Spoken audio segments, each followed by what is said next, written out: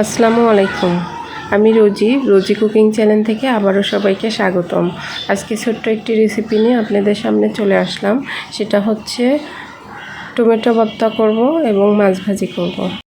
চলুন দেখে নেওয়া যাক আজকের রেসিপি। এখানে টমেটোগুলো কেটে নিয়েছি, এখানে পেঁয়াজ, কাঁচামরিচ, রসুন কেটে নিয়েছি, তারপরে এখানে মাছটা ভেজে নিয়েছিলাম। এরপরে টমেটোগুলো দিয়ে দিলাম ওই তেলের মধ্যেই।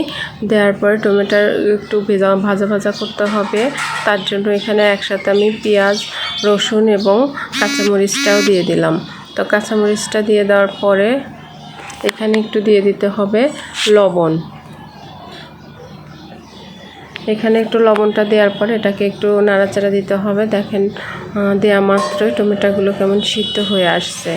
তো এই পর্যায়ে আর একটু ভেজে নিতে হবে। ভেজে তেল দিয়ে ভাজার পরে টমেটোটা খেতে অসাধারণ লাগে। এই রেসিপিটা আপনারা বাসায় করে দেখবেন, আমি মাঝে মধ্যে এই রেসিপিটা করি।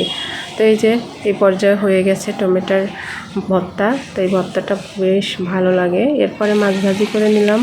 এখানে 4টে মাছ ছিল, তো মাছগুলো রূপচাঁদা মাছ ভেজে নিলাম। এগুলো হচ্ছে অনেকটি মাছ নিয়ে আসা হয়েছিল, এগুলো ভেজে খাওয়ার জন্য, কড়কড়া করে ভেজে খাওয়ার জন্য এগুলো হচ্ছে খুব ভাল লাগে, তার জন্য এগুলো ভেজে নিলাম। তারপরে এখানে ভাত দিয়ে খাওয়ার জন্য 3 পিস পাঙ্গাস মাছ ভেজে নিচ্ছি।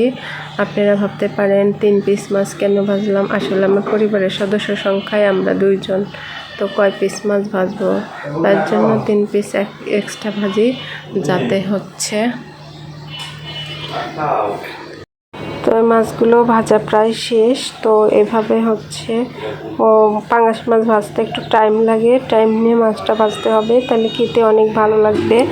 আর হচ্ছে পাঙ্গাস মাছ ভাজতে একটা টিপ শিখিয়ে দেই, তেল ছোটে, তার জন্য কি করবেন, ঢাকনা দিয়ে একটু ঢেকে দিবেন, যাতে হচ্ছে তেলটা ছিটে গায়ে না আসে। পর্যায়ে রান্না শেষ। সবাই ভালো থাকবে।